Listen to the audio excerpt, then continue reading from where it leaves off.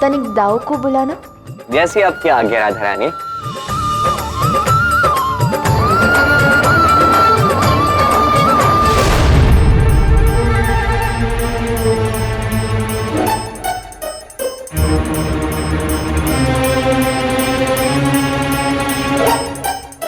अरे रुको रुको रुको रुको रुको रुको, जाओ जाओ जाओ वहां खेलो।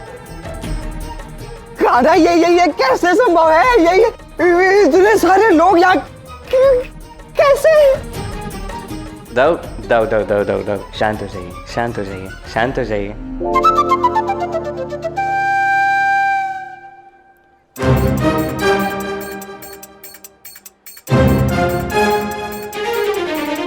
बरसाना का अनोखा नवरात्रि मेला, बालक एवं बालिकाओं के लिए प्रवेश निःशुल्क। छोटे छोटे बच्चों के लिए तो प्रवेश निःशुल्क होना चाहिए। ये क्या कहना है? राधा ने तो मेरे ही सुझाव से मुझे हरा दिया। ये तो चालक है ना। कोई छलबल नहीं है। देखो, जितना मैं जानता हूँ आप लोगों की इस चुनौती के विषय में, ऐसा कोई नियम नहीं था कि राधा आपकी योजना का उपयोग नहीं कर सकती, तो ये छल कैसा? पर क्या ना तुम जानते हो ना, ये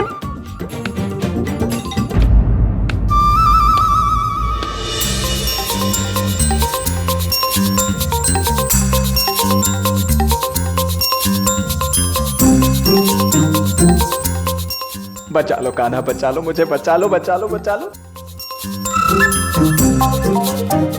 आत्मविश्वास अच्छा होता है दाऊ, किंतु अति आत्मविश्वास घातक सिद्ध हो सकता है। हाँ, अति सर्वत्र वर्जेति। हाँ, यही तो मैं समझा रहा था कान्हा को कब से। यही तो हमें सीखना है अभी आत्मविश्वास के बारे में। हम हमारे जीवन में कर क्या रहे हैं? हम कुछ नहीं कर रहे हैं। ये सब हम तुमसे ही तो सीखेंगे ना। तुम आप आइए मेरे साथ, चलिए। अरे जाइए, बुलाया राधा रानी ने, मना करेंगे आप? जाइए।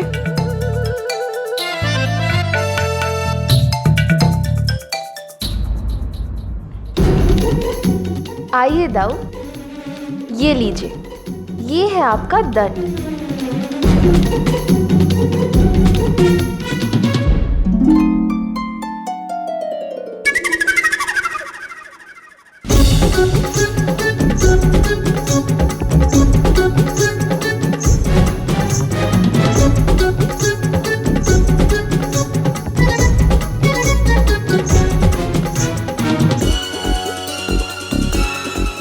बलराम घोड़ा सेवा।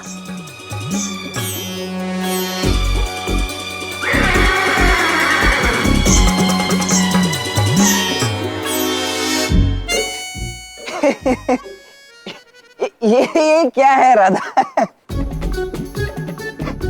क्या उपहास किया राधा? बढ़िया बढ़िया, मुझे तो बहुत पसंद आया।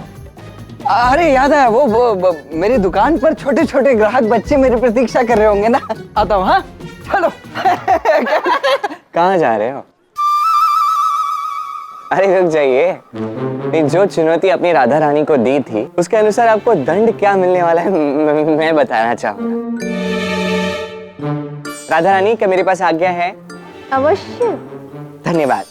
देखो, होने ये वाला है कि जो चुनौती आप हारे हो, उसके अनुसार आपको दंड ये मिलेगा।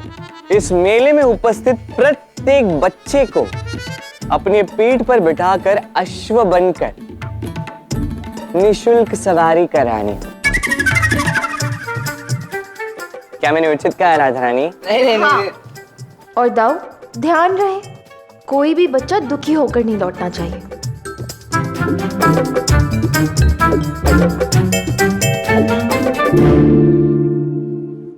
बच्चों आओ, शीघ्र आओ, सभी आओ। देखो, थोड़े बहुत ही होंगे, अधिक तो नहीं होंगे। अरे भाई, कितने सारे हैं? हाँ, इतने से तो हैं। आओ और आपकी बलराम दाऊ से निःशुल्क अश्व की सवारी का आनंद लो। निःशुल्क? दाऊ आइए।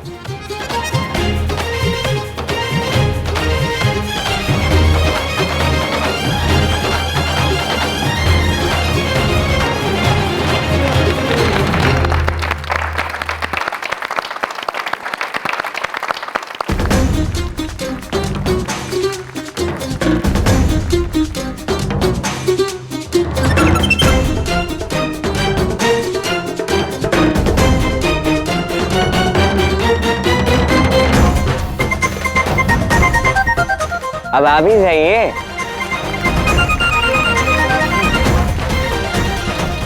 अरे अरे बच्चों में सचमुच काश नहीं हूं।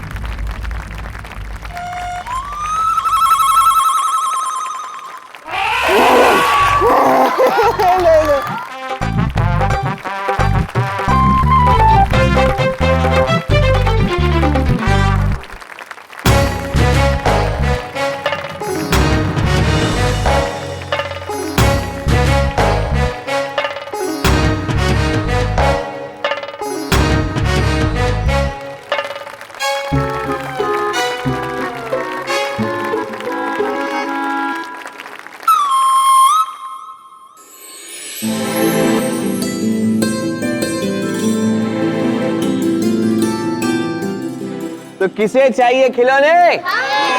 ले लो ले लो।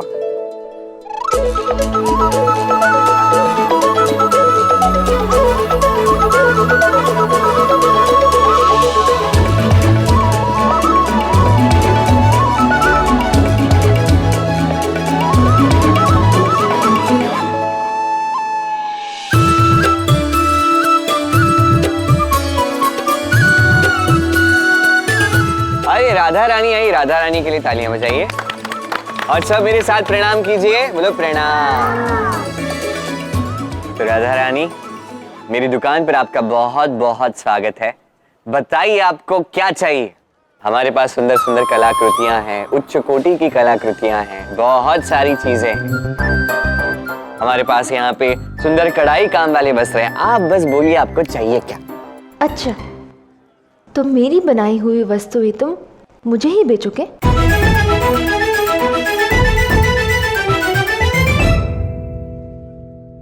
मैंने आपसे कहा था, यहाँ उपस्थित प्रत्येक वस्तु प्रेम का प्रतीक है और प्रेम बेचा नहीं, बांटा जाता है राधा।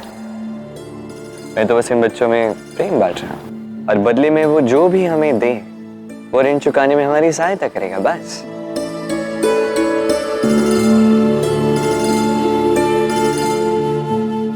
अरे भैया, आपके सारे खिलौने तो बिक गए, अब मैं क्या करूं? ऐसे कैसे? मैंने एक खिलौना तो रखा है तुम्हारे लिए, ये लो। वैसे कितनी शीघ्र बढ़ जाता है ना ये प्रेम सब में। चलो खिलौने नहीं तो क्या हुआ, हम कथा तो सुन सकते हैं। क्या आप सब कहानी सुनना चाहते हैं? हाँ। तो आज चैत्र नवरात्रि की दूसरी देवी ब्रह्मचारिणी माता की मैं कथा सुनाऊंगा।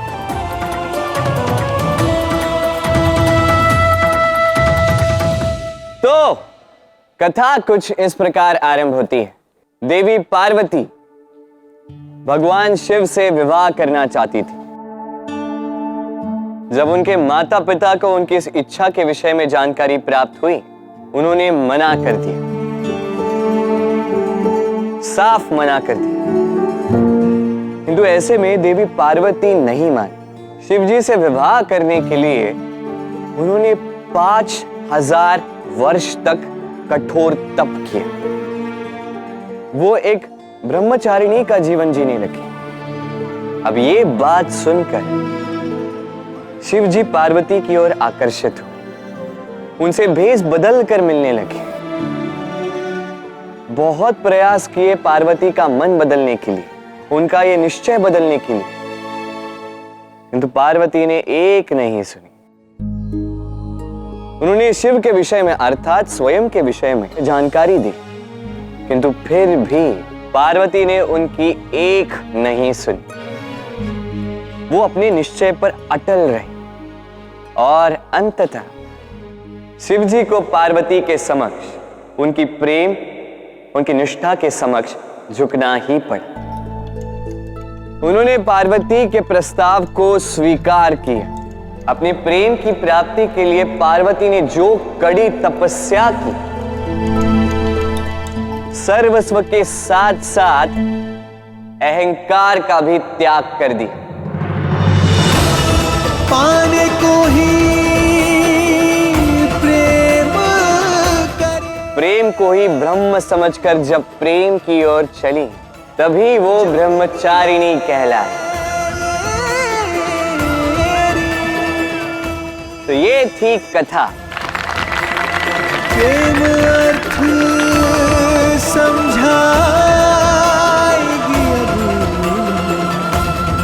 राधा कृष्णा